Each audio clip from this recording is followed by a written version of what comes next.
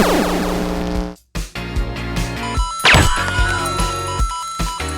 you only knew the power of the dark side. 2, 1, 0.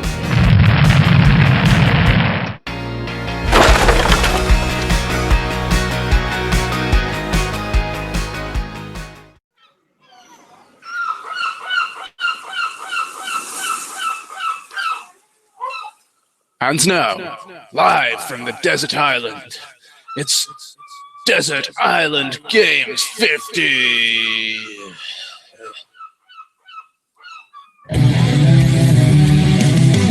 Trapped on an island with nothing to do. Dave, would you cut the take seagull there noises. with you? You don't need them now. With no one else around, you couldn't go insane without your desert island game. 50!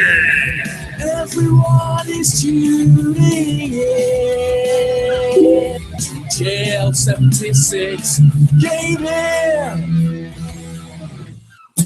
Lawboys Post 1975. I use words on the rise. Reviewing games and sometimes friends. But Lawboys Post 1975. Sexy Biscuits. And here's your host, Mr. John Latimer, JL76 Gaming. Hey, that seagull stole my cucumber sandwich. Come back here.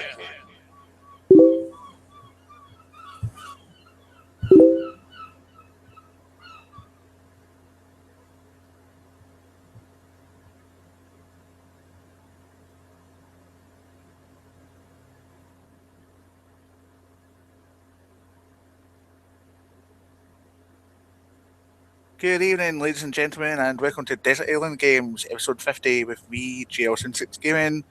For the 50th episode, I'm coming at you live on Retro on Limb with a very special guest. From the home of Dave, it's LAWNBOYSPOST1975. Hello. So we finally pulled this off. Yeah, how long have we been trying to pull this off? That's probably entirely my fault. As you know, I'm about as professional as, well, the BBC. Well, that's not very professional. It's good though because it worked out for the best because you come on show number 50. Marvellous. 50 shows. Yeah, I know, 50 shows and some fantastic guests along the way. I've been very fortunate in actual fact to get some very great guests. You've had some pretty stonkingly big guests. Yeah. Not to name drop, but you know, Steve Benway, Eggsy from Golden Little Chain, the Oliver Twins, John Hare from Sensible Soccer, and now LAWNBOYS Post 1975. Yeah, I don't know if I can be bracketed in with them. Yeah, it's amazing that I've had so many guests. Anyway, LAWNBOYS Post 1975. As I said, I've been trying to get this guy on the show for a long time. Big fan of the YouTube channel, as most of you probably are. And you've recently hit a landmark yourself, haven't you? Yeah, 4,000 subscribers. 4,000 subscribers. It's such an odd thing because I know everyone says this, but I'm going to say it is. But I just look at that figure when it happened and just think, why? Dear God, what's wrong with you people? That's Captain Low Res should be my name. It just goes to prove that high production values are not everything in a YouTube channel. It's all about having a catchy theme tune. Well, I think I've got quite a catchy theme tune myself. I think mine's better. Yeah, well, you know, that's up for debate. I don't know if the guys are still around. Did your tune? They are, but they're at school and it's complicated and stuff. Oh. They pop up from time to time. Mine was done by T-Rex Space Station, a great YouTuber. Yours is a stockingly good one. Yeah. He did a few. Yours has got proper riffs. Mine's kind of a bit campfire. I'd give him my specifications. I said I want something rocky and catchy, so that's what came out. So that's what you come out with. So you So should yeah, have placed the end with like my bit where I tap on the camera, but you should have put the camera at the top of your stairs and run up. didn't think of it. So, I mean, when you started on YouTube, did you ever think you would get to that many subscribers? No, I mean, I never really actually stopped to think about it. I know some people like, and there's nothing wrong with that, are driven by subscribers because they see its reward for their hard work. But I've just always just done it because I've enjoyed it massively. Just started it as a hobby, simply because I saw, I think it was Retro Roadshow, come back, Crow, we miss you. And I just thought, that looks like a really cool thing. I wonder if I can do that. And it coincided around about the time where I had my midlife crisis, and I thought I'll piece together every Japanese Mega Drive game I had as a kid. So I just started filming that. It wasn't like I was going after people who would pick up videos or anything like that. I just thought, no, you know what? I'll cover the journey of me piecing together this collection. So that was kind of the drive for the first 2 years of my channel. And then I got there, and then I just carried on because I had so much fun and met so many wonderful people along the way, such as your good self. Oh, thank you.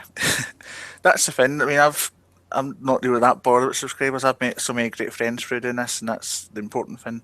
Yeah. It's crazy. It makes the world a smaller place.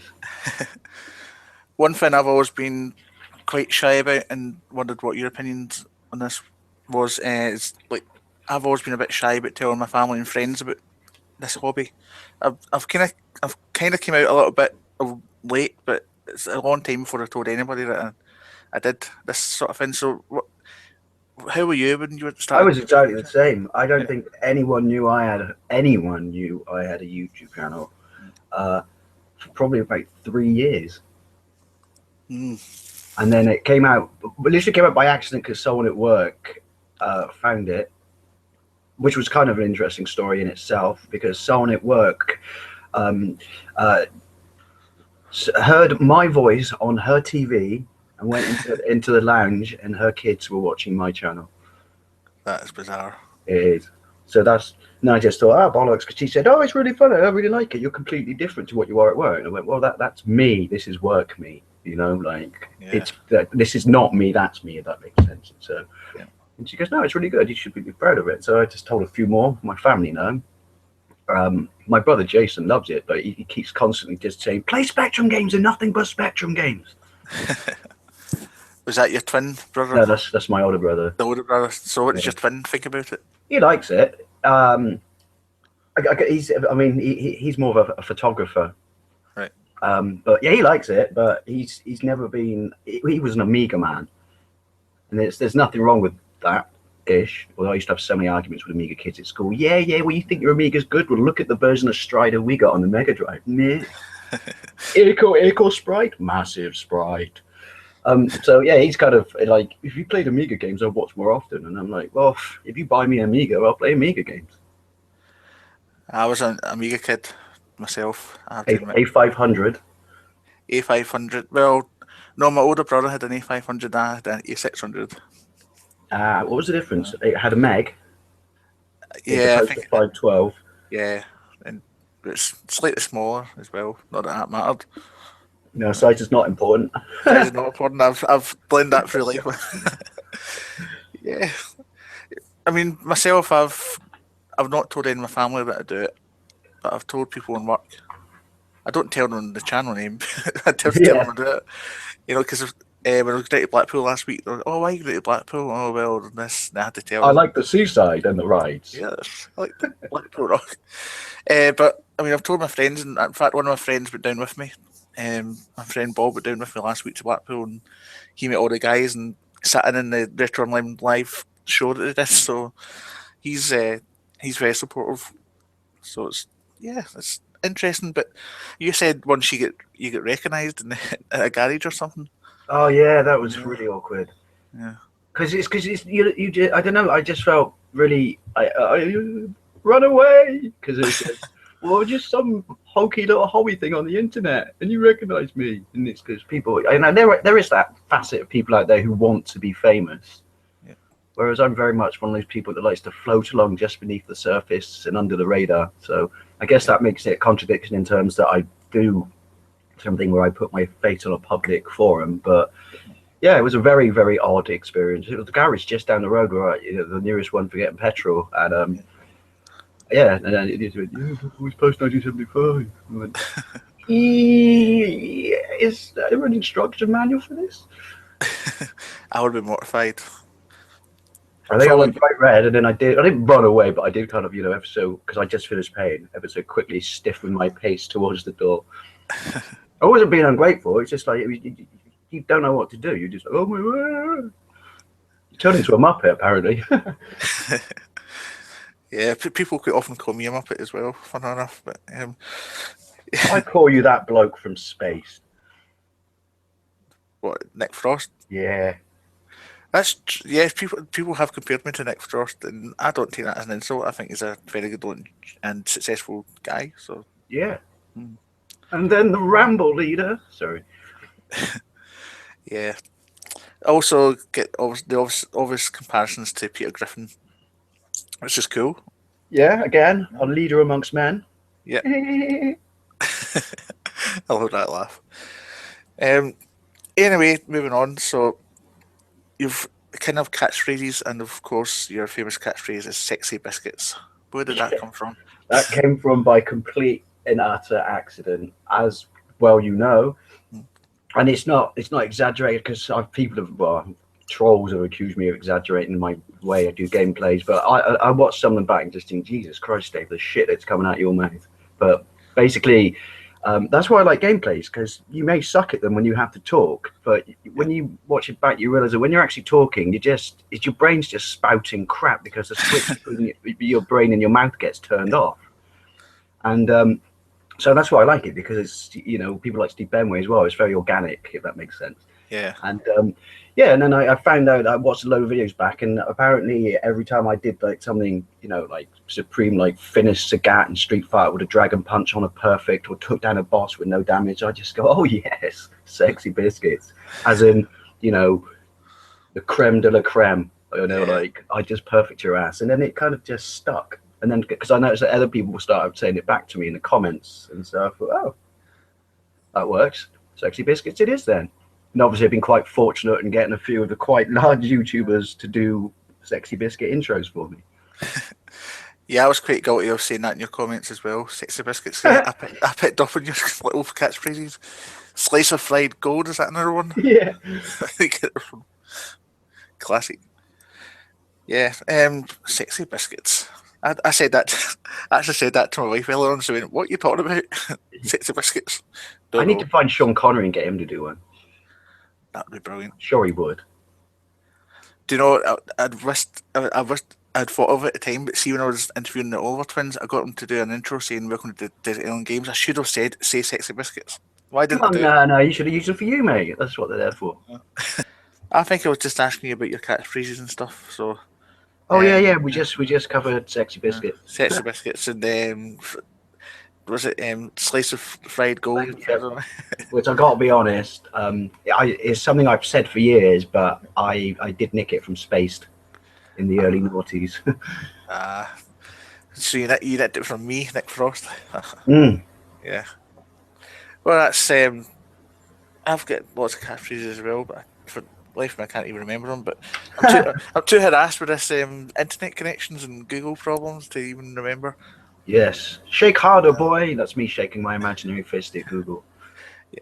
The final thing I was going to ask you before we get into the games, because the last time you were going to come on, I had a whole big thing prepared, and I deleted it, so I'm a bit underprepared this time. So we're only got one thing to ask you before we start anyway, and it is, who are your influences on YouTube? As well, it's funny because I did mention he doesn't do it anymore, but Crow Retro Roadshow was a big influence, and Steve Benway, because I watched him even before I had a channel, even before I saw Crow, so he's a big influence.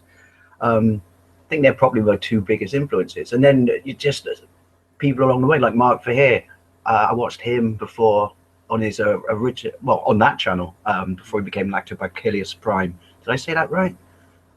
Oh yeah, Lactobacillus Prime, yeah. Yeah, and I watched him before I had a channel. And then when I had a channel, I started talking to him, and I think I've been very fortunate because I remember that the first weird thing when I noticed subs rising was I did a Japanese Mega Drive unboxing, which was literally the start of my, this is my thing. I want to collect every not go mad with games, but this is the games I had specifically as a kid. And he put it in his YouTube roundup. Yeah. And that's when I suddenly thought, why are the views on this going insane? And then obviously Steve Benway shouted me out, which was an eye opener. That was really weird actually, because obviously I work nights, I sleep during the day. I was in bed and I got a text from Crow from Retro Roadshow. They said, quick, check the YouTube channel. And I looked at because it was an Android phone, and obviously you get your messages on there, and it was just going, hey, subscribe to you, hey, subscribe to you, hey, subscribe to you. And I was thinking, what the fuck's going on? And then I logged in, and it was Steve shouted me out on the Friday talkie. Then obviously, like I said, I've been very lucky along the way, but then Rich from Review Tech shouted me out, which was absolutely insane. Yeah. Mark actually he appeared on that Rich Tech USA show a couple of months ago, and overnight he got 300 new subs. Nice. Yeah, I mean, I've been lucky in that respect as well. I mean, Steve Benway did shout me out as well when he was on, but I guess it goes to show you how important it is that your content or whatever is good and people like you, because even though I get shouted out with Steve Benway, I didn't get any subs in the back of it for some strange. Well, I might have got 2 or 3, but I think my biggest sub rise, if you like, was when Interghost Adam had shouted me out. Surprisingly, I don't know, it came as a surprise. Then all of a sudden, like 30-40 subs overnight, and then obviously Steve Benway did the same, and Monkey Spaz didn't really get as much. I don't know. I think content. It's not the necessary the subs. It's just nice that the fact that someone you look up to likes your content. And it's not that you want to be, you want self-validation or anything like that, but it is nice when you look at someone whose work you admire and they go, hey, I like you, and you're like, oh, that's kind of cool. That at least is how I look at it, a shout out. Subs are nice in the sense that it gives you an audience, which I've always said is more people to talk to, have fun with, communicate with, share with, and learn off. But it's the fact that being recognised by your peers, I guess that's just basic human nature, going back to when you're a kid, isn't it, really? Yeah, absolutely. That's what I was about to mention earlier on, actually when we get cut off, was I don't not really that bothered about the amount of subs, but it's the interaction. I've probably got a group of about 10, 12 people that it's not a lot, but just those 10, 12 people that always kind of comment on my stuff. I'm happy with that. Yeah, and 10 people, even though and forget going to play Blackpool, Manchester, even before that, 10 people that you probably consider as good as any friend you ever met in a physical nature. Definitely, yeah. I mean, it's like last year, the first time I went down to Blackpool and met them.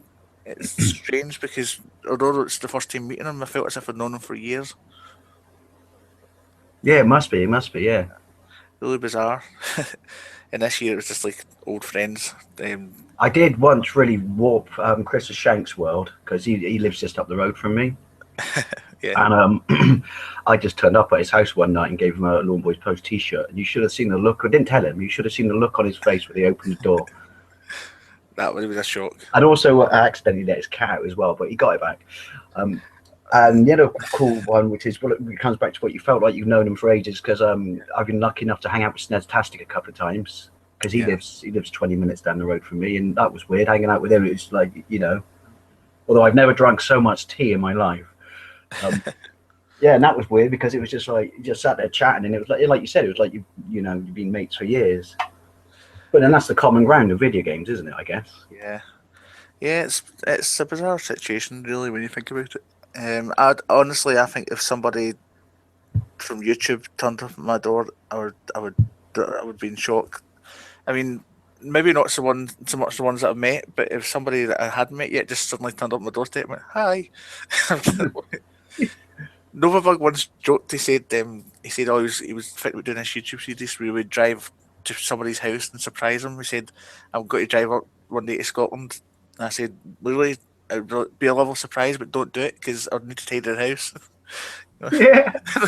Give me a ballpark figure of when you might show up. I know you want it to be surprised and everything, but I don't want you to come. Oh my god, it'd be like the old dad's doorstep challenges. I know. Yeah. So yeah, that's also that depends on Mr. Monkey Spaz. That depends on just how many Scottish YouTubers you are subscribed to. I've subscribed to a few. I've got Monkey Spaz, Alan Stewart, Meister. That's just it. See, if I had to do it, well, I mean, it would be a very long road trip for me. But if I had to do it, I think there's only 4 people I could do it to. I think the closest one to me would be a guy called Ian McGrath. I don't know if you've heard of his YouTube. Yeah. No. And actually, I seen him down in Blackpool, and I was too busy talking to somebody else at the time. I didn't have a chance to say hello to him, so I'm disappointed I didn't get a chance to meet him. But there you go. That's just the way it goes. There's always next year. Yes. So I'm hoping you've got 8 games prepared. Yes. Good. Now I have no idea what these are going to be, so I need to obviously do a bit of research on the fly if I don't know the games. But I think you'll know a good majority of them. I'm expecting. I've got an idea of what systems they might be for, but I might be surprised. They're not. They're not. There's no current gen or previous gen. Well, there is a previous gen, but some people wouldn't consider it previous gen. But yeah, there's not as many really old ones as you might think. Cool. Well, you know, I'm stuck on an island. I need stuff I know is a good, solid story. Indeed. And hours. Probably you have a better internet connection there than what you have in Bristol, but never mind. Okay, so what's sure Desert Island has fiber optics, whereas I've just got fucking brass or copper. Oh, nightmare. So what's the first game that you've picked for your Desert Island? I've picked Metal Gear Solid on the PlayStation 1. Metal Gear Solid. This has been picked before. So why This is hands down my favourite game of all time, ever. Really?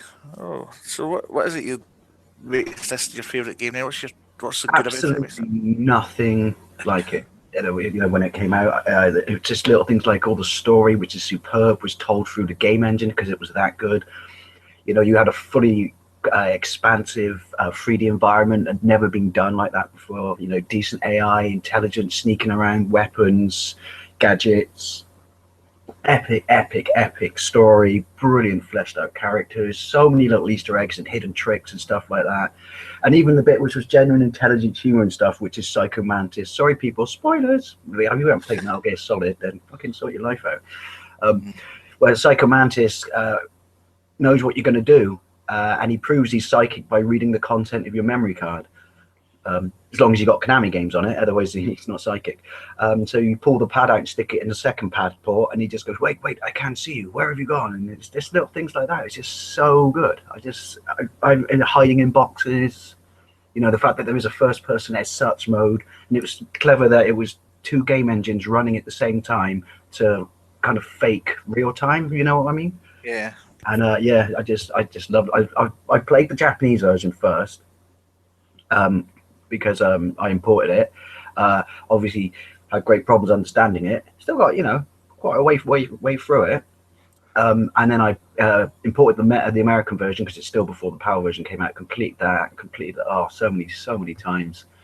And yeah, I've never played a game since then. It's sucked me in so much. And that.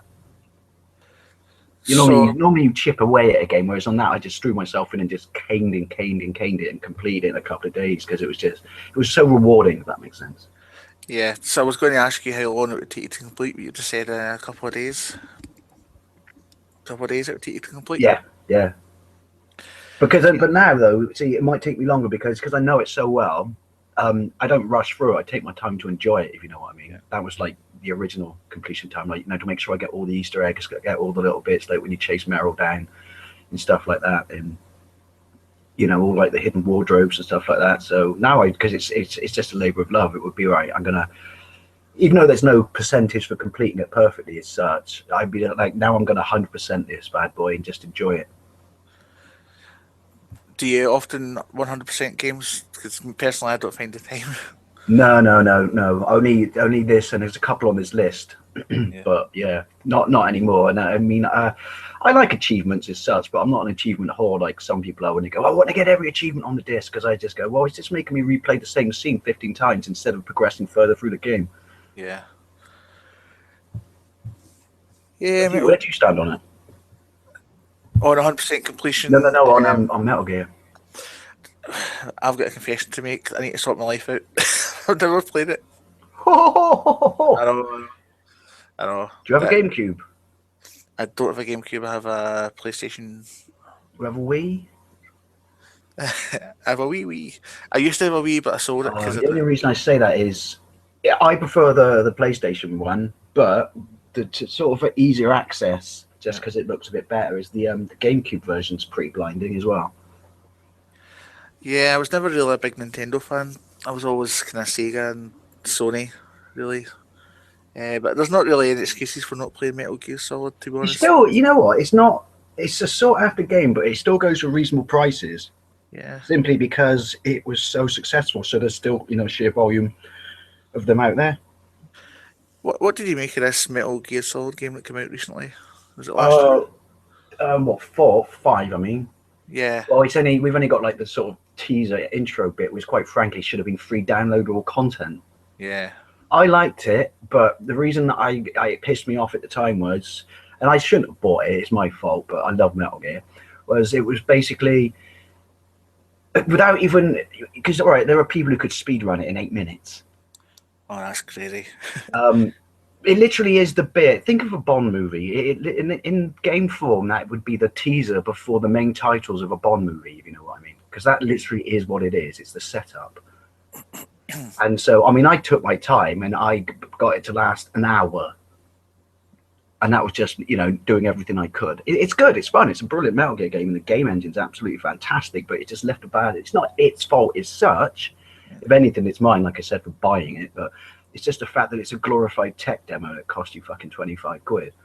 They could have did that as a free download, as you say, because recently on Forza Horizon 2, they brought out a Fast and Furious 7 side missions type game, and it was free to download. Well, up until a point, up until the 10th of April, you could download it for free, and it was like probably a good portion of a game, and it was free, so there's no reason why they can't do it. Yeah, I guess. I don't know. See, with this, it probably was... because obviously we know the issues with Hideo and Konami. I'd imagine this was just Konami using it as an excuse just to rape some money off people. Yeah. See, I hate the way that game developers are going now with this downloadable content. They're making you spend £50 on a game and then charging another £20 for stuff they would have given you before. Yeah, and it's even though this is the downloadable side of it, it's even worse now. But it's what Namco and I can't remember the other ones that started introducing in the first place, because I remember when Ashens did a story on it, which was we're going back like maybe 4 or 5 years, which is someone found out by taking apart a disc, not literally physically taking it apart, that on games like Soul Calibur or something, that all the content was actually on the disc, and that you were just paying to physically unlock it, and it wasn't actually downloadable content, if that makes sense. Mm-hmm. That's just like, clearly that's got to be against the Trade Description Act. That's like selling you a car and then charging you an extra tenner just to give you the key. Well, people will do it if they can get away with it, that's for sure. So, thinking about Metal Gear Solid and the main character, Solid Snake, do you think he stands up as one of the great protagonists in games? Oh, I do. I definitely do. In fact, that's one of my biggest problems with 5, which is they got rid of David Hayter, who was the voice actor. And everyone knows he's synonymous with Snake. And he didn't know. No, they just went with a different direction. Oh, right, I see. I'd love to know what he thinks about it, but he's probably got some clause or contract with Konami where he's not allowed to call them bastards. Yeah, I'd imagine. Yeah, I suppose it's kind of like in my respect, like AC/DC replacing the Sinner. Obviously, yeah, Bond's got to die. They couldn't help that, but they got a new Sinner in, and it's not quite the same. Yeah. Yeah. Anyway, let's move on to the next game before we get cut off again. Game number 2. Resident Evil 2 on the PlayStation 1 as well. Oh, another PlayStation 1 game. So, obviously there's a few Resident Evil games out there, so This why is the best. And ironically, this is my second favourite game of all time. Oh, not that it's coming up in a particular order or anything. No, it ends after this. Did you have the Japanese version? No, but I had the American version that I remember buying out the back because at this point in the UK, you knew it was coming because there was a demo of it on Resident Evil 1.5 Director's Cut. And and I saw an advert at the back of a newspaper, and so and I was fortunate enough to just broken my wrist which meant I had a good, 3 weeks off work. So I got my mate to drive me to Clifton. We bought this game, and it was in the lovely, American dual black cases, like Metal Gear came in. Mhm. And I went home and I caned the crap out of it, and I was the only person in my house. And I remember it being 3 o'clock in the morning, and I was so sucked into the game that I had to go for a piss, and I was genuinely scared because the light didn't work on the landing. So I just ran into the toilet and didn't look left or right in any of the rooms. Oh, scary. But yeah, just this is my favorite and still to me the best Resident Evil game, and it's just so much fun. Just Yeah. And again, as soon as I completed it, I popped in the other disc, went through it again, and then I started doing all the unlocking, because you got Hunk in it, haven't you? And you got Tofu in it. Yeah. I've had people on here pick and swear blind that Resident Evil 4 is the best one. It's good, but it is good, but it sure is no Resident Evil 2. Oh, that's it. It's a fine bar in English, but sure is no pool. It's all about opinions. So this came out for the PlayStation, and it's not telling me the year. 1998 was it? Yeah. 1998. And what else did it come out for? It was Well, eventually it came out on everything. Yeah. Came out on the N64, came out on it's actually on the GameCube, which it looks exactly the same. It's on the Dreamcast, it looks exactly the same. But it doesn't matter, because it's one of those games where it's not defined by graphics, it's defined by storytelling in sheer utter creepiness. And plus, who doesn't like zombies? I love zombies. Favourite zombie game, the downloadable content for Red Dead Redemption. Yeah. Especially when you get the 4 horses. Oh yeah, I think I collected all 4 on the Xbox, but then I sold that version. I've rebought it for PlayStation, so I need to go and buy them again. I just like riding around on fire, and just every time you rode past someone, you set them on fire. I love them. If we get on off topic again, but Red Dead Redemption is one of my favourite games of all time. Love it. Oh, it's a brilliant game. And that's another great example of, if they ever do another sequel to that, imagine if they changed the voice actor for that. Well, I don't know how they would do it. I don't think they would have the same character, you see, because... Oh, that's right. How it ended. I forgot how it ended. Spoiler alert, he's dead. Allegedly. Oh, I hope they don't get that little pipsqueak guy that plays his son. Shit. Oh, yeah, but they just... It's been ages since I completed that one. Don't they fast forward and give you a mission as him or something? Yeah, well, spoiler alert, when John dies, you can carry on the game as a son, can't you? I don't know if they give you any missions, but you can certainly go about doing all the side quests and all that stuff as the boy. I need to play that again. So do I. I had to because I was selling my Xbox 360, and then I decided not to sell it, but I got rid of some of my games and I rebought them for the PlayStation 3, so I need to start them all again when I have time. And that game will eat up a considerable amount of your time. Yeah. And controversial, I think it's better than Grand Theft Auto. Ooh, yeah, I can't choose. Do you watch the Gebs channel? Yeah.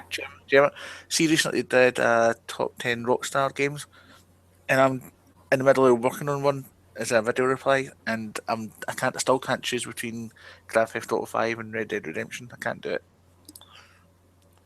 Just too hard. Shame that you can't get and I know it would be a contradiction in terms and continuity and time zones and that, but they should have made him an unlockable character in Grand Theft Auto 5, as was in Red Dead.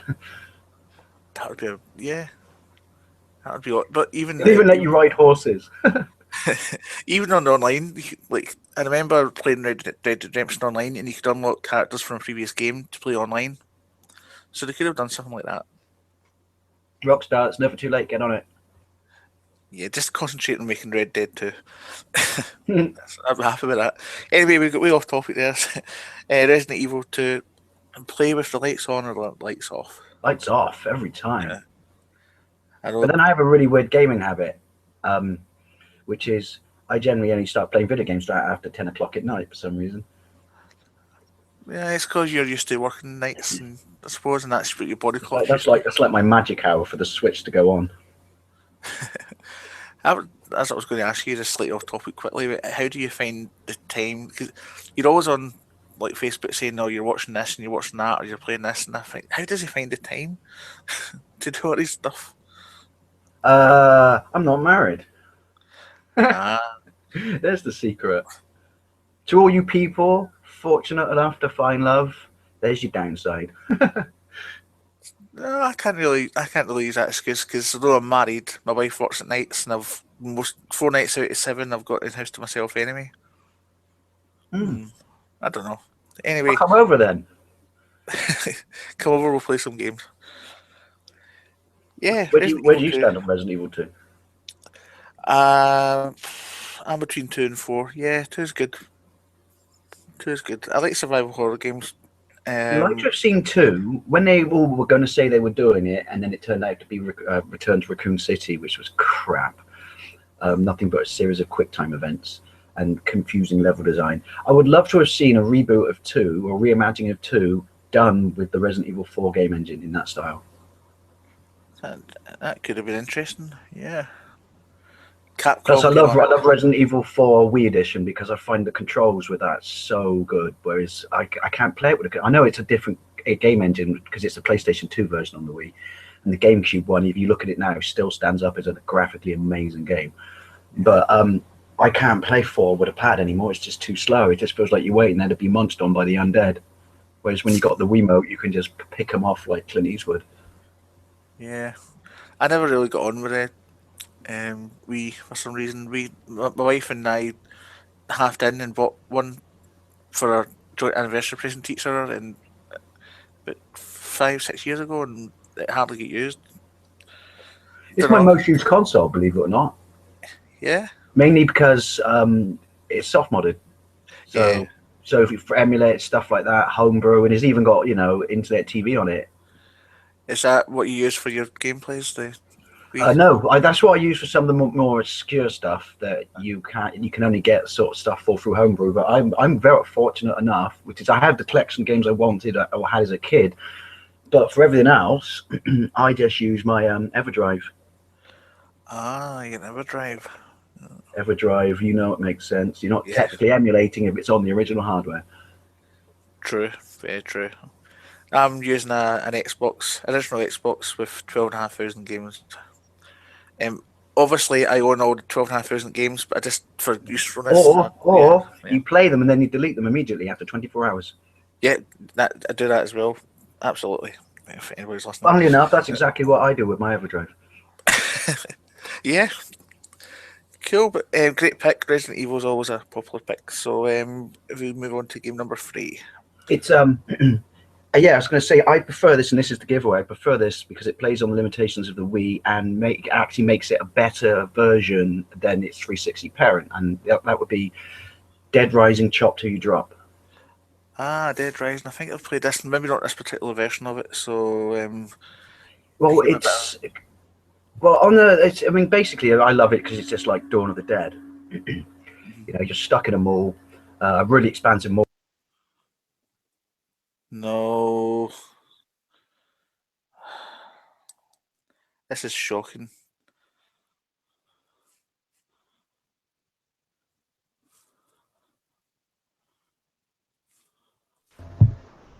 Hello. I don't know what happened there. I don't think it was my end. Oh, you got the camera on. It just turned it on. I'm like fucking Skynet. Christ. Oh, thank God this is getting edited. I don't pity Steve for having to edit it now, though. I mean, sorry. Thank God Steve's volunteered to edit it, not me. God, Bennett, man, I'm really sorry about this. I don't apologise about it, mate. Mate, 12:05. We need to get through this because you get Slamcast. I don't know if you remember where you were telling me about Dead Rising: Chop Till You Drop. Yes. I prefer it to the 360, even though it doesn't have anywhere sheer weight of numbers of zombies. It's got like 100 on the screen at once, which is still impressive, but obviously not as impressive as a couple of thousand.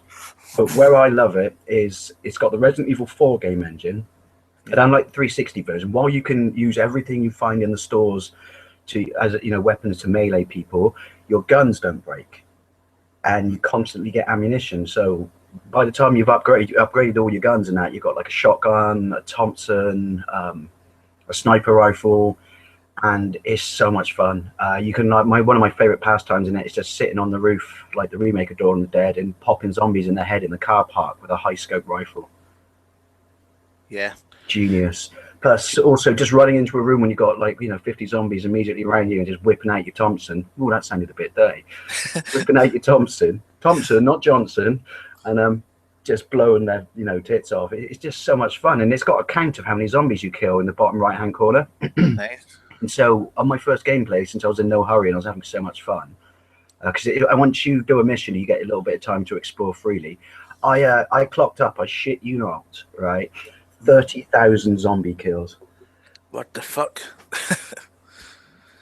That is. And I adore that game. It's just a great game to ignore story mode and stuff like that, and just if you've got a couple of saves, so you don't mind one being just used to goof around, and just jumping in and just going around the mall shooting zombies, picking up bowling balls, driving over them with tractor mowers, cutting them in half with head trimmers. You name it, you can do it. Plus, my character's design is I've got an orange jumpsuit, like a prison suit, and a Jason Voorhees mask.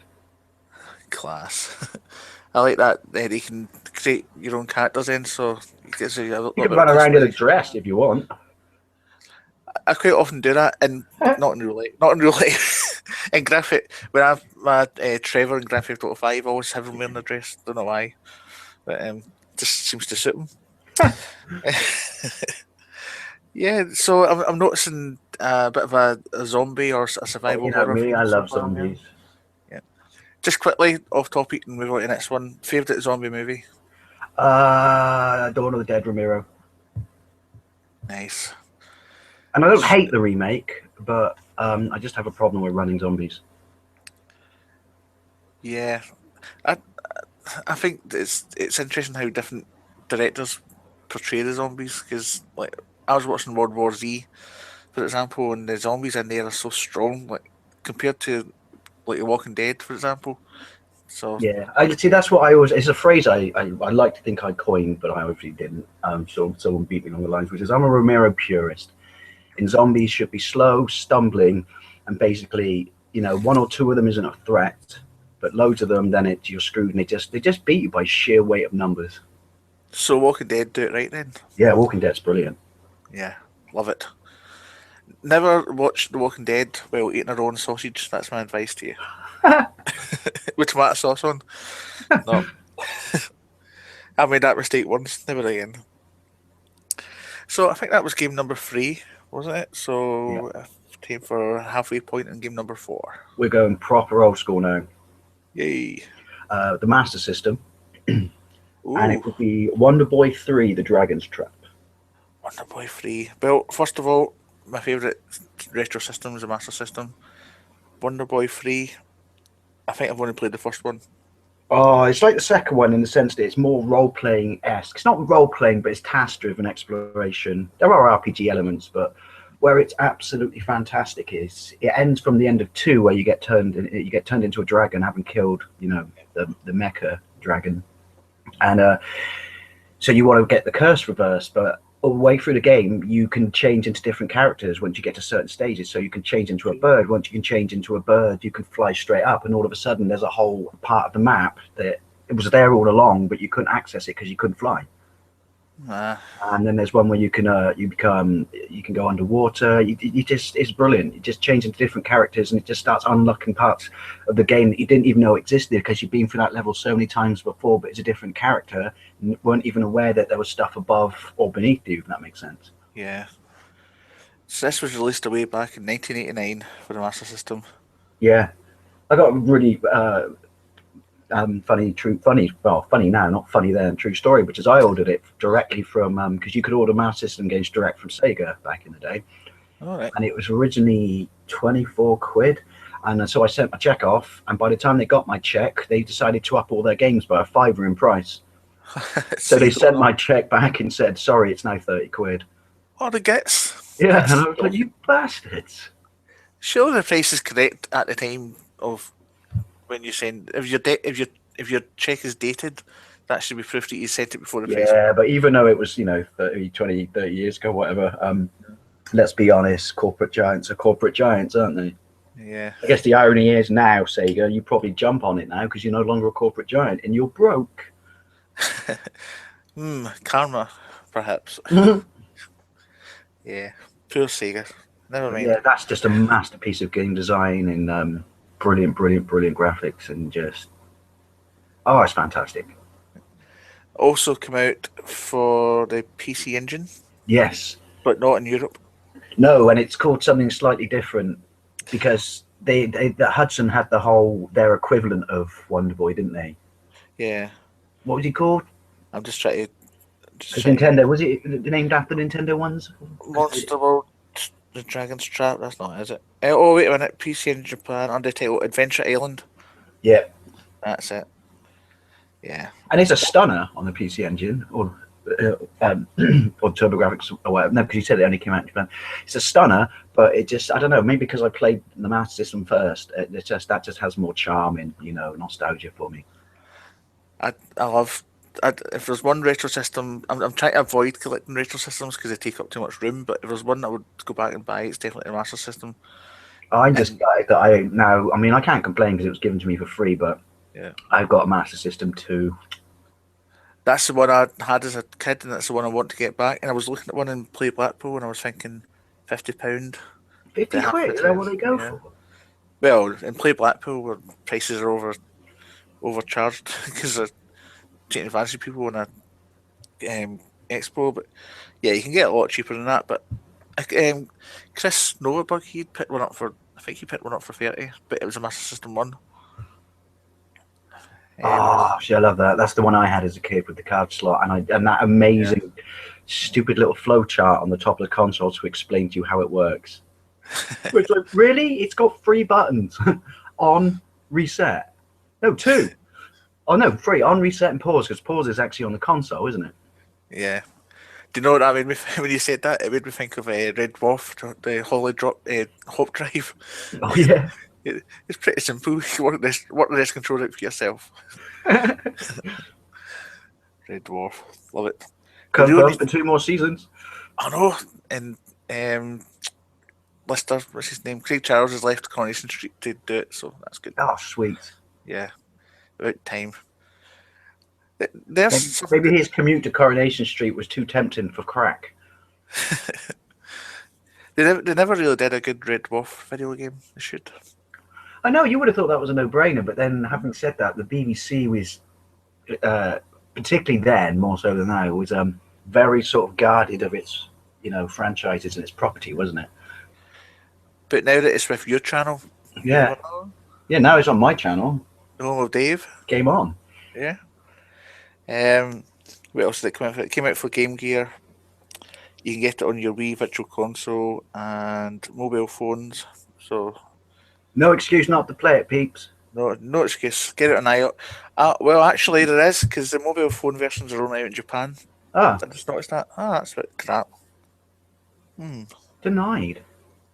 Which you would have thought is ironic because the Master System really wasn't successful in Japan. Yeah, you've got to wonder the thing behind that. But yeah, Master System graphics, I think they've got a certain charm to them. I did a few gameplays on it a couple months ago in the Master System. What was I playing? Ghosts and Goblins, I think it was. I was playing on that, and even the sounds. The sounds obviously quite basic, but it has got a certain charm to it, I think. I don't mean to start fanboy arguments with people, but I stand by this, which is it's better graphics than the NES. I'm not saying by loads. I'm just saying I think it's got a better color scheme. If I was had to put it on one thing. Yeah. Cool. So move on to game number 5. This is on the Mega Drive. Ooh. And this would be Golden Axe. And it is a true classic, Golden Axe. Just remember back in the day, the hype when the first, we first saw clips of the Mega Drive, or clips, it's not the internet, Dave, pictures of Mega Drive and CVG and Mean Machines. And it was just like, I know all the magazines did it, and we all did the same thing. I remember running around school just going, have you seen this? It's those faithful words. It's arcade perfect. Right.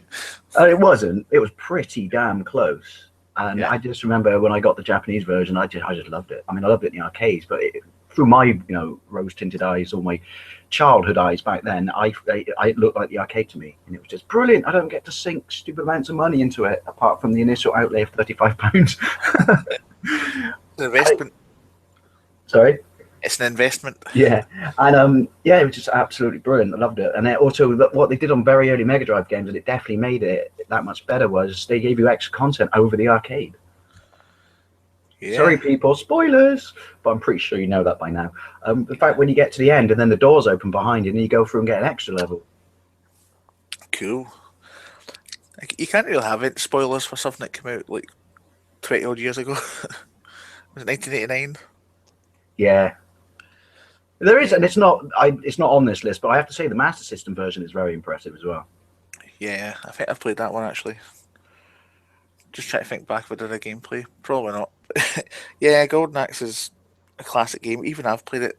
So I mean, it still holds up. I mean, I know with those of us who grew up with these systems are probably our mind's going to kind of 3D effects out some of the edges automatically, and we wouldn't see it for the eyes of a kid these days. But I still think it holds up. I still think it looks shiny, fantastic. It's a good old-fashioned solid game. Yeah, a true immortal classic that will never grow old. Hack and slash. It's weird. Yep. I know it came out for the Master System because I've seen it, but it's not listed on this list of consoles. Weird. This obviously is not a very up-to-date page on my Wikipedia. It's only got like Mega Drive, an arcade, virtual console. It's absolutely, excuse me, hang on, and absolutely the LucasAid is wearing off. Absolutely horrific version of it in the ZX Spectrum. Your beloved Spectrum. The beloved Spectrum. Yeah, I can understand people liking Spectrums, but when you look back on it, the graphics. All I'll say is play Chase HQ, then come back and answer that question again. Chase HQ on the Spectrum is absolutely amazing. It's better than the Amiga version. Seriously, no go. I think looking back, the Commodore had slightly better graphics and stuff for that time, but I'm maybe a bit biased as I used to have a Commodore. Yeah. Well, we're going to start a Spectrum versus Commodore argument. Maybe it had more colours, and right, there's no denying the SID chip was amazing, but the Spectrum was more, the sprites weren't huge and junky. Yeah, I did play a Spectrum before I played a Commodore because my cousin had a Spectrum, and I remember I said, I want a Spectrum for Christmas, Mum, and got a computer for Christmas, and it was an Atari 8-bit computer I got. Weird. Yeah, I listened to your Oliver Twins one, and I remember thinking, I hope you said something to your parents, which is wrong machine. That would have been incredibly ungrateful. I'm confusing you with kids these days. I think I probably had a disappointed look in my face, but tried to not to have a disappointed look in my face. Like, oh yay! Which probably made it even more look like a disappointing look. Yeah, kids can't hide shit. Yeah, I mean, my dad is a kin of looking pleased with a present, no matter how shite it is. That's brilliant. Really, I'd use it against him and just constantly buy him socks and ties. No, we just buy him. We buy him ties. Yeah, Fortin's toffees every year. You can't beat it.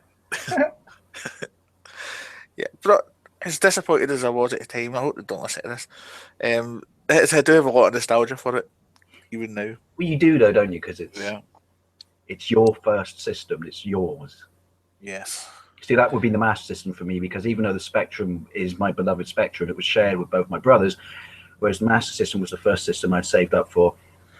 Paid half. I bought a second-hand one. The condition was if I paid half, my parents would pay the other half and let me have it for Christmas.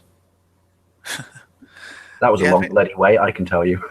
Oh no, that must have just dragged in. It's like, I think the Master System was the first one I bought with more money as well, if I remember correctly. I think I sold my Commodore 64 to buy that. Did you regret it? Yeah, no, sort of. Because I've got happy memories of my Master System, but Commodore 64. If I could have had both, but obviously I couldn't. Never mind. get nostalgic when I talk about these things. I remember, see when you walk into like a game shop now and there's like rows and rows of PlayStation 4, whatever, or PlayStation 3, and you get maybe about 6 games for the PS Vita. Well, that's what it's like. That's what it was like when you walked into a shop looking for Atari games. It's like Spectrum, Atari, nothing like 4 games. Damn it! And then they would always show you like Commodore 64 screenshots in the back. Oh, You can take it home. That's not what that looks like on the I box. used to hate it on Spectrum games, and sometimes they didn't need to because the game was really good, but they would show you arcade screenshots. Come on, Ocean. I may be 7, but I'm not a fool. I remember I took a game back once and said, why are you returning it? I said, because it doesn't look like it looks in the back of the box. And they actually let me take it back, surprisingly enough. Well, you see that you'd have to now. Yeah. Trading standards. Please, sir, I don't want some more. Cool. Golden Axe. Classic. So that was game number 5. We're fairly getting through these, and we have to because you're on Slamcast soon. So game number 6. R-Type, Sega Master System. I know Sega Master System one, and I'm sure Novabrug will approve of R-Type. I think that's one of his favourite games as well. That's the best 8-bit version. Well, you know, right, the Master System's got a little bit more grunt than some of the other 8-bit versions, although the Spectrum version's pretty damn impressive. No, I just thought that was amazing. I remember having to get 2 buses into town to go to Broadmead to buy it from Virgin, and then get 2 buses back, and then fell asleep on the second bus, and then had to walk 1/4 mile in the pouring rain back to my house, shielding my beloved R-Type inside my jacket so I wouldn't get wet. Just, what age were you then? that's 89 as well, isn't it? So 11, 12. So your parents let you go into town on 2 buses when you were 11-year-old? Yeah, because Bristol was the land of innocence. Right. Yeah. Yeah. Actually, maybe I should have a word with them about that. I think. Mum, this may be 20 years too late, but What were you thinking? yeah. I could have been kidnapped or anything. Stunning graphics on that. Absolutely amazing game. All right, a little bit flickery, but it looks like the arcade. And again, it had that thing that they did so well back then, which is halfway through the dot level, there's a gap in the ceiling, which is actually there in the arcade as well. And it's bloody hard to get in there. But if you get in there, it gives you a whole bonus level. And it's not an afterthought. It's probably the best graphic looking level in the game. The graphics are lovely for the time. I like that game, but I'm crap at it. I'm crap at it. Yeah. I could only complete it on the Spectrum when I did the cheat that made you invulnerable. Without it, I couldn't get past the dot stage. The infamous, that's what, I know it's got a real name, but me and my mates always called it the infamous dot stage. You know, when those spiders went along leaving green dots behind them and stuff. Yeah. So what do you think about R-Type 2? I like it, and I had it. It was one of the bundled games on my Super Famicom. Yeah. I like it, but I mean the arcade version is different to the Super Famicom version, but it's just not the same. I mean, it's like, I don't know, when you got Deja Vu or something. It looks like R-Type, but as far as I'm concerned, it's not quite R-Type. Yeah. That might just be me. I'm sure there's a million people out there go, "What's wrong with you, man?" But Quite often the sequels are not as good as the originals. yeah. Right. Is IREM a publisher? Yes. And, Last off. Pardon? Oh, he's gone again. I'm still here, am I not? Oh, you're still here? I thought you were gone again. IREM were the publishers. Came out. Well, it was in the arcade 1987. Yeah. First port was to the Master System in 88, according to this. Then it would have been Spectrum, Amstrad, Commodore, Yeah, it's been Amiga, Atari ST, and then obviously the best version by far is obviously the PC Engine version. But I still prefer the Master System version. Yeah. What the hell is a family computer? It came out for family computer Famicom. I don't know what it came out on the Famicom. No, family computer. Yeah, but I thought that's what the full name was for the Famicom. Was it? Yeah. Yeah, it came out the family computer or the Famicom then in 1994 in China. Oh, there you go. That makes it. Yeah. I got to find that now. That makes it one of those pirate games, doesn't it? Yeah. Interesting. Java. Here you go. It's an exclusive. Expected gameplay. It is on iOS as well, worldwide on iOS, so I might have a wee look for that. And what do you think about playing games on mobiles? I don't do it. No. No. The closest I get to playing games on mobiles is my 3DS. Because, you know, it's got time on it and internet access. I mean, I've got Vice City and San Andreas on my iPad, and it's just the controls are just too fiddly and stuff. You can't really play it. Can you not plug in like a USB stick or something?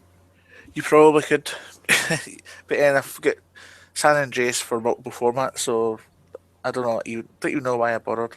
Hey, Grand Theft Auto always did make this list. It didn't. Oh, boo! It would have been one that might surprise you. Which Grand Theft Auto would you have picked if you had picked a Grand Theft Auto? Vice City. City. Simply because of the step up over the original, which is they had voice actors and stuff in it, in Ray Liotta and Burt Reynolds, and it made it such a fully envisioned world that I absolutely adored that game. The soundtrack for me as well. Just you can just switch the radio on and on the car and just listen to it. And then you just do a weapon upgrade cheat, and then just stand at the top of a tall building, just blowing the shit out of people on the street. Yeah, I picked Vice City on my own picks, so yeah, I would have picked that as well. Anyway, R-Type. Anything else you want to add about R-Type? Which makes it... It's boss. That is all. Boss. That is all. So that was number 6, if I've got my calculations correct. So I think we should go on to number 7. This is an interesting one. And I played it back in the day, but my brother had the system that I played it on, and I since have the system, but it would definitely be one I'd take because it's still the best entry in the series, and that would be the original Need for Speed on the Panasonic 3DO. Ah, I've seen you playing a gameplay of this, actually. No driving games like that at the time. Yeah, I'm a bit kind of... Need for Speed series, some hit and miss for me. I've not played this particular one, but I like some. Completely different. It's completely different. Yeah. It's got this whole great mechanic where you race another car and it goes into cutscenes, and he's this really, and it works because that's the whole point. It's this really, smarmy, irritating person who starts telling you off if you trash your car, or just go when you beat him, but you beat him by basically wrecking your car, you know, but not enough to die. He just goes, "Whoa, man, you're insane! You're crazy! You got a death wish! Stay away from me!" And it's so cheesy, but it's brilliant. Plus, unlike all the other Need for Speed, it just feels really weighted and realistic. Plus, you can traffic farm in it. You want to know what traffic farming is? No, go on. You can ram cars onto their roofs, and then I would sit there taking ages and ram enough cars and then block the entire road and then just reverse onto the grass and watch me start the world's biggest tailback. It sounds stupid, but it was just compelling and addictive to do that. But no, I have so much. I had an amazing soundtrack, amazing graphics, in car, out car, all real cars. You know, no one played as a Corvette because that was shit. Just a fantastic game. I've always got a little bit upset that when they released the so-called same version on the PlayStation 1, which was the system I had, it wasn't. It became a track racer, and I was like, you really missed an opportunity here. Did it have a licensed soundtrack? Like licensed music? Yeah. Can you remember what songs were on it? No. Let's see if we can find it. I was watching a gameplay of this recently, actually, and somebody was playing. I know I've watched you do a gameplay of it before. Maybe I had to take it down because I couldn't quite cut a bit out for some reason. Well, probably me being lazy and editing a video at 3 o'clock in the morning of the annoying FMV bloke saying I was a bad driver. And so when that whole Google up their copyright rules, I thought I ain't taking a chance. So I pulled it down and stuck it on Daily Motion. Nothing ever came of that, I don't think. Well, I think it only comes of it if you monetize. And they treat you a bit more stringently. Because I do a video series where it's a flashback to say I picked R-Type, for example. I've not done that one, but say I did, and I went back to 1989 whenever it came out. I would play a music video at the start before the game starts, and I've got away with it, but it's pretty dodgy. True. I've told this story before, but true story. And I know the way the system works is stupid, but someone did try to claim copyright on my own theme tune. What the fuck? Yeah, I know. It's like it's got my name in it. It's got me in it. It clearly references my content. Oh, and the video running alongside it's made out of nothing but my own clips. Piss off, you cheeky bastard. So who tried to claim that? Oh, it was years ago. I forget the name, but it was just a standard user. I disputed it and got it back, but I just thought, really? I mean, I know Google's ought me, but really, Google? Sort out your system. It's that basic guilty until proved innocent system that I hate. Yeah, shocking, Google. If only Dailymotion was a little more popular, I would have been Yeah, and did something about the enormous amount of porn on there and illegal movies. Yeah. It's quite annoying that it's only soft porn. I mean, oops. I found that out for your research purposes, obviously. Bloke down the pub told him. I don't say it's for that. Must be true. Quote Harry Hinkle, must be true. Bloke down the pub said. Yeah. So Need for Speed, EA games, isn't it? Yeah. Obviously, apart from this one, which you love, hence you picked it. Is there any other games in the Need for Speed series that you liked particularly? I quite like the one on Wii U, actually. Yeah. I forget what the name is, and I can't see it because it's turned sideways right now. Is it Most Wanted? I don't know. Most Wanted, it might be. Yeah. Whereas I quite like that one. It's not perfect. It's no Forza, but... Oh, Forza. Need for Speed, as I said earlier on, it's a bit hit and miss for me, but I think my favourite one of all time's got to be Need for Speed The Run. I don't know if you've played that one. I don't think I played that one. Oh, it's awesome. It's basically it's like a road trip. So you're going from San Francisco on the west to New York in the east, and you just go through all different like states on the run from the police, as you would imagine, for a Need for Speed game. Yeah, really surprised me for a Need for Speed game. And also on the run from like the mob. The protagonist owes them so much money, and this chick offers him a way out by winning this race. And if he wins so much money, he can clear off his debt with the mob, and you get little mini games in it and stuff as well. So. Sorry, my internet popped there. I thought you said you get a mini in it. I was going to go, really?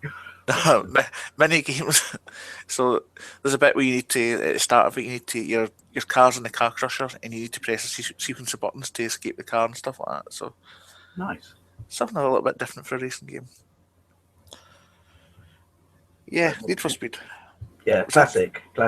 And EA, why don't you do an HD remastered version of this or something? How you would do that with a 32-bit game, I don't know, but yeah. But I'd like to see you try. If you listen to EA, do it. So I think that takes us to the last game number 8. So I hope you've saved the best for last. I know. I think I probably put the best first. Last one would probably be another 3DO title. So you probably guessed it based upon my previous choice. Well, not probably be, will be Road Rash on the 3DO. I knew you were going to say that there. Road Rash, classic. Absolutely fantastic game. Brilliant. Loved it. The music, all the licensed, bands and stuff. And not necessarily mainstream bands, Bike, Combat. I don't know if it came out before or after the Mega Drive version. I can't remember, but it was one of those games where it made, even though 3DO wasn't massively successful, but it was one of those games that made people wake up and pay attention and just go, Jesus, this looks absolutely amazing. I think the PlayStation version was based off this version. There's 2 on the PlayStation. There's this, and then there's the one that's done with polygons, isn't there? Yeah, I'm pretty sure. I've got an affection for the Master System version. It's a really good version. Yeah. But yeah, I'm sure I've seen you playing a gameplay of this one as well. It does look pretty awesome. Yeah, this one's still up. So you didn't... Because you could turn the cutscenes and music off. So it didn't make editing it a complete pain in the ass. So I think they're making a remake of Road Rash at the moment, but it's a slightly different title. Well, I'm quite surprised that they've left that franchise alone for so long. It literally is a license to print money. Yeah, but I think Road Rash 3 was the last one, wasn't it? Then it just stopped. Yes. Yeah, that just stopped. Yeah. And then there was a hole left in the world. Shot your shit out, EA. Get Road Rash back. They are making a remake on Steam, I think it is, but I don't think it's called Road Rash. In fact, I think it's already out. I'm sure I've seen somebody do a gameplay of it before, and it's something like Road Rage or something like that. It's just basically the same idea, but it's been modernised. And it looks pretty cool, but unfortunately I don't play games on the PC, so I'll probably never play it. Yeah, me neither.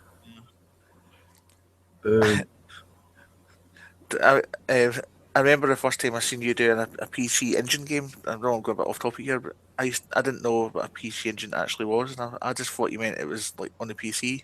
It's like, oh, it's for a PC game. Yeah, a bit naive in that respect.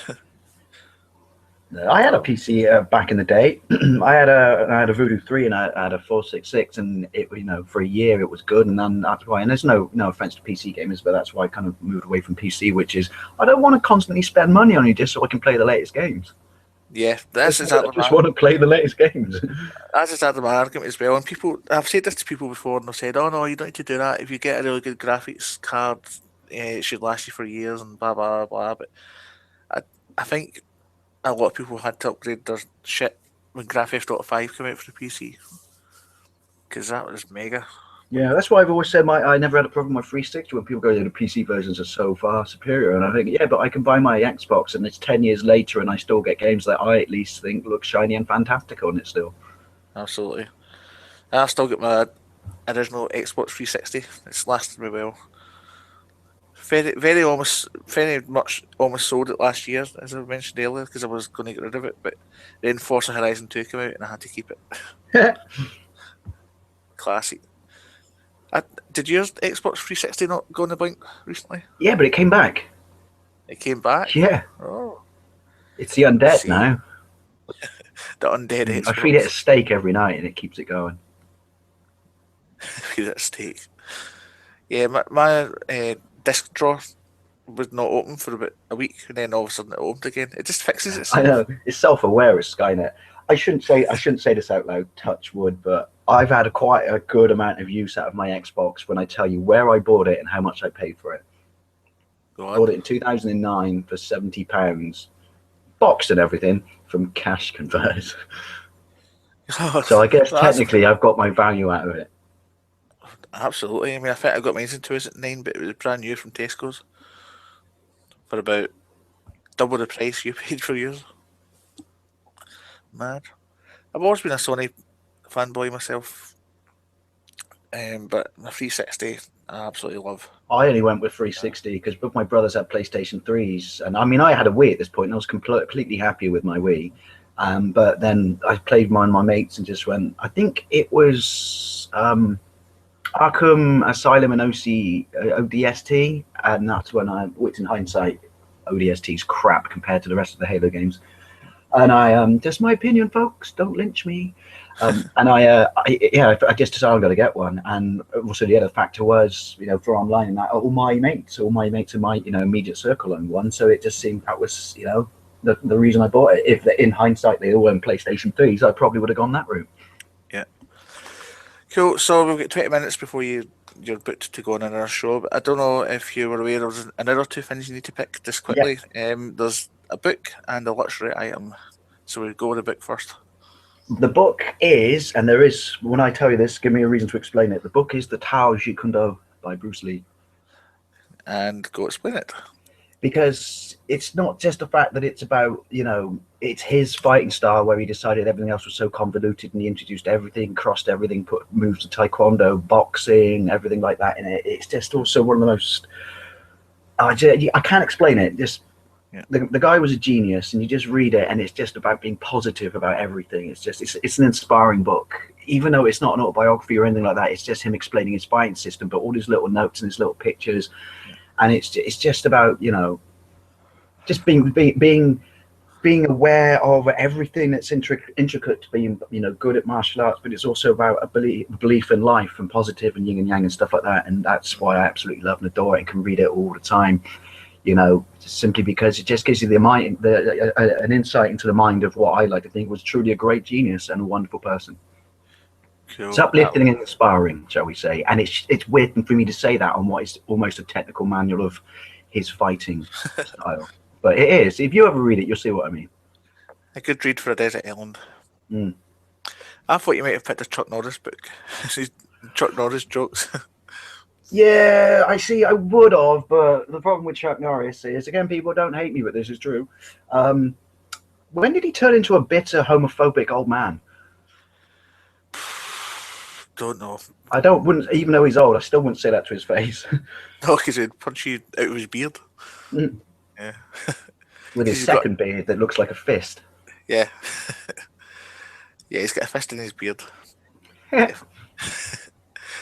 Cool, that's good. That's a great choice of book. Always a great variety of books picked on the show, so that's the first one of our martial arts one picked. Well, yeah, and like I said, I don't even read it for the martial arts side. It's fascinating to see, how he explains stuff compared to other martial arts and the reason why he wrote this book or designed this style. But I read it more for the philosophical side of it, if that makes sense.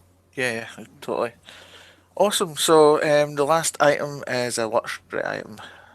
Yeah, now this might sound stupid because I'd be thinking, how the hell would I power it? But then based on the fact that how the hell am I going to play these games? Yeah. So I figure it counts, which is, as you know, I'm not a fan of hot weather. Yeah. So assuming I can build a hut or have a cave like Tom Hanks did, I'd have an aircon unit. An aircon unit in your hut. Because I'm assuming if I went on a desert island, it would be hot. Yeah, oh yeah. And yeah. I'm not a massive fan of heat. Yeah, that's fine. I mean, don't worry about technicalities. I know people always say, but how would you plug your computers in? Don't worry about any of that. If you want an aircon unit in your hut, then it's yours. Yeah, it was either that or a fridge, but then I wouldn't have any beer to put in the fridge, and I couldn't sleep in the fridge because I suffocate. So I thought, bollocks, I'll have an aircon unit. Yeah, I think it's a very wise choice. You definitely would survive a lot longer. And also, if I keep my hut sufficiently cool, then I can chill my coconuts. Oh, but you've got a lovely bunch. Yeah. In hindsight, my luxury item should actually be a ladder so I can get my coconuts, but yeah, that's a very I can tell you've given that some thought. Great. So, thanks again for coming on and yeah. Sorry it took so long, mate. It's been a blast. Thank you very much for having me. And sorry about the technical difficulties. I don't apologise. That's the internet gods, otherwise known as cough, Google, or wankers. Of course, if you listen to the edit, there's no technical difficulties at all. Oh no, this was fine. I think it might be because I don't know if you know this from the other podcast I'm on, where it went wrong and we blamed the Connery gods. Being every time you constantly talk about Sean Connery, your internet connection crashes. And I did notice that before it went the first time, I did actually mention Sean Connery twice. Don't mention Sean Connery then. And then otherwise it'll just go Pete Tong yet again. Yeah. The greatest thing about that movie was Christophe Lambert. So have you got anything to plug? Anything coming up you want to plug while you're here? I haven't done a vlog this week. I had a bit of a dicky tummy because what I want to do, and it's not nicking it from Ashens, but I used to do silly food videos for a while, and I found something in the supermarket the other day that just blew my mind. You ready for this? Go on. I found cheese in a tin that you buy from a regular aisle, not the fridge. Oh, I seen you posting that on Facebook. I thought, what the fuck is that? I just thought, what the fuck? And it's got a ring pull on one side. You really should have sent that to Ashens. Yeah. Oh, I'm gonna eat. When hopefully I can do it tomorrow, but I'm gonna do a video of me eating it. Oh, cool. Yeah, that's definitely up Ashens Street. That. I'm not expecting it to be any good, but that's how my brain works. It just fascinated me when I saw it, which is cheese in a tin at room temperature. This is the devil's work. What was the other one Ashens done? Was a cheeseburger in a tin? And a full chicken in a can? A full chicken in a can. Where do these people come up with these ideas, honestly? Well, as you know from our Retro Online live feeds, we're still waiting for the Christmas dinner. That was a hoax. Wasn't it? Mm. Mm. It worked, though, because how many dumb bastards went to that store and asked for it? Which I was one. Okay, well, again, thank you very much. And it's been awesome. Sorry it's been kind of rushed through because of technical difficulties. But yeah, it's been great. And I'm going to leave us, I've got a closing message from a very special guest. So stand by and hopefully with the technical gods are on our side, that message will be played momentarily.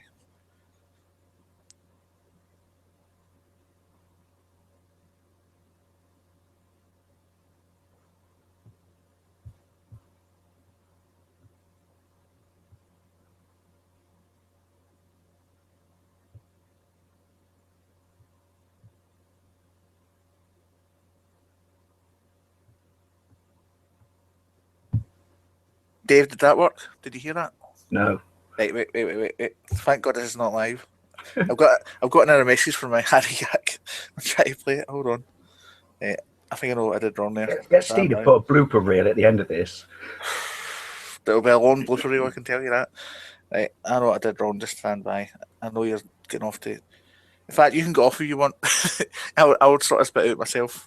All right, cool. Well, thank you very much for having me on, mate. It's been an absolute pleasure. Yeah, thank you very much. And this will sound great in the edit, honestly. and I also got obviously this bit will be cut out by Steve. I also when things go wrong, I start to get nervous. As long as it goes smoothly, I'm fine. But see, when you start to get technical difficulties, that's when I start to get nervous. So apologies. Don't worry about that. I didn't notice. I guess you notice these little things in your own way, don't you? I suppose. Yeah. Well, yeah, because you'll be more critical of yourself than. Yeah. Because I'm just. You sounded fine to me, mate. I'm not just saying that you sounded fine. No. And I'll let you go. Back to Slamcast. Cool. Cheers, dude. Thank you very much. See you later. Bye.